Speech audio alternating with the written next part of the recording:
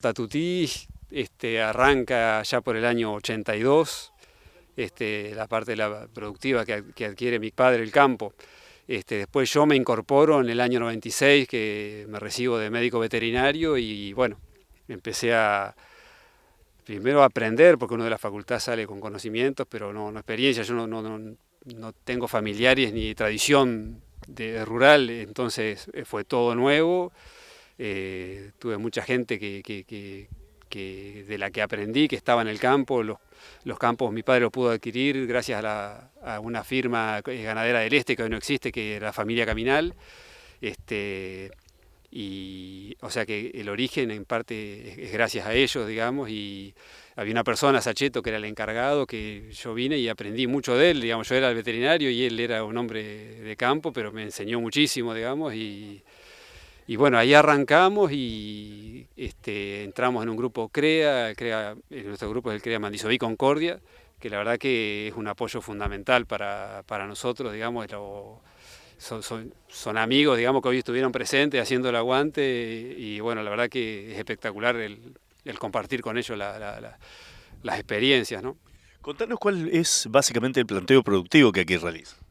Y bueno, nuestro planteo es básicamente ganadero, el grueso es la producción ganadera. De agricultura hacemos 200 hectáreas de arroz por administración desde el año 2010, pero bueno, el arroz lo que ha hecho es dinamizar muchísimo la ganadería para estos campos. Los campos que tienen posibilidad de hacer arroz, la verdad que es la forma de empezar a romper campo, entrar con pastura, pradera, campos de calidad, que es lo que te permite después aumentar la producción. Cuando arrancamos era un campo netamente de cría, que vendíamos todos los terneros al destete y la vaca de invernada. Hoy, esta campaña, nosotros ya, o sea, engordamos toda nuestra vaca y recriamos, destetamos todo el macho y lo estamos recriando. Y bueno, el novillo nosotros usamos como fusible, tratamos de meterle la mayor cantidad de kilos posible, pero bueno, cuando la cría es la que manda, si necesita pasto o aprieta una seca, es el fusible que vendemos, digamos, en el momento que esté, con los kilos que esté. ¿Por qué la elección de la raza Hereford en particular?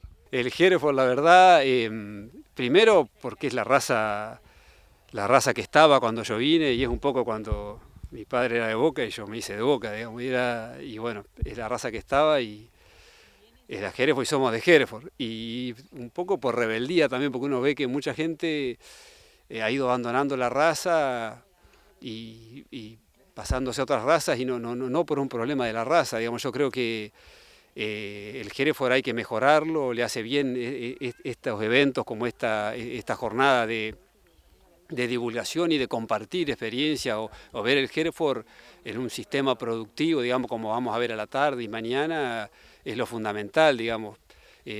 Salir un poco de las exposiciones y el animal de las ferias y verlo el animal produciendo. Mi desafío, mi rebeldía va por tratar, y que hay muchos productores, hoy cada vez son más los que tratan de hacer un Hereford más productivo, un poco más chico, adaptado a la cría, o pensando en la vaca, en que hay que preñarla, que tenga facilidad de parto.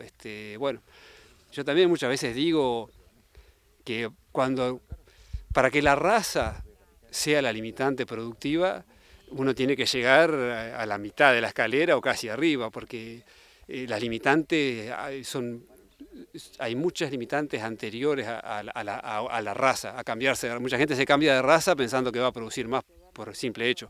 No digo que por supuesto hay campos que sí o sí situaciones que te piden un tipo de animal adaptado, si estás en la zona subtropical o digamos con garrapata, que necesitas sangre índica, pero después, digamos, dentro de la zona que estamos nosotros, el Hereford se adapta muy bien, y la mansedumbre del Hereford para mí es la mayor virtud que tiene, digamos, es maravilloso. Dentro de este trabajo pecuario estás trabajando en un segmento bastante amplio, si se quiere, porque arrancás con la cría, pasás por la cabaña y terminás en una invernada.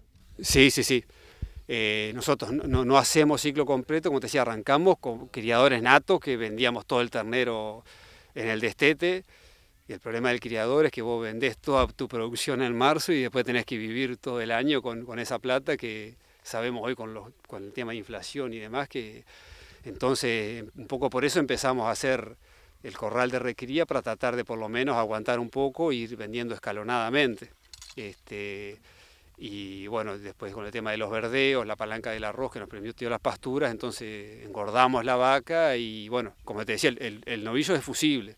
Le metemos kilos mientras podemos y hasta cuando podemos y bueno, lo que nos ha ayudado mucho a aumentar la producción de carne por hectárea, la recría de ese novillo. Dentro del manejo reproductivo, ¿cuál es el norte de Tatuti? Yo soy médico veterinario y cuando me recibí, digamos, hice una especialidad en reproducción, me encanta la reproducción.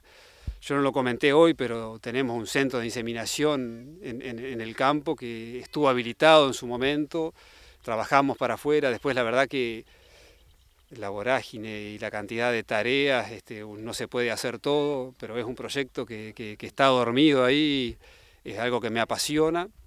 Pero bueno, hoy por hoy nosotros, la parte reproductiva, como decía, se hace servicio natural, la selección se hace nosotros producimos nuestros propios toros desde el 2002 por ahí, y tenemos un plantel de 200 vacas que se trabaja con inseminación artificial a tiempo fijo, eligiendo los toros que creemos que nos aportan al biotipo que nosotros buscamos, como te comentaba, para un campo de cría, un animal chico, precoz, con facilidad de parto. Y el norte es ese, digamos, un animal productivo, precoz, de fácil engrasamiento, pensando en la vaca de cría y en preñar nuestra vaca y entorar cuanto antes la vaquilla. Más allá de los campos óptimos para pasturas o verdeos, también tenés una superficie importante de monte. ¿Y cuál es el manejo que haces del mismo?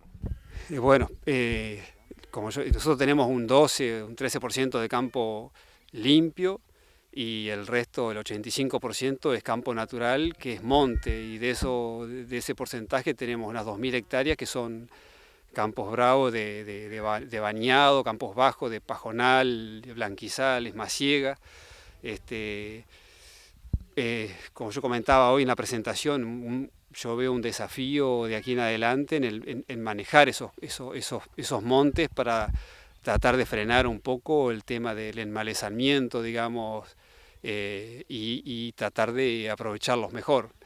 Uno por ahí en esos campos, al invadir la maleza, lo que hace es poner una carga más baja para que esa vaca se preñe, digamos, y es un círculo vicioso, que uno menor carga, mayor enmalezamiento. Entonces hay que ver de ajustar de qué manera, que seguramente va a ser con pastoreo rotativo, tratar de manejar el pastoreo de esos campos para ir mejorándolos.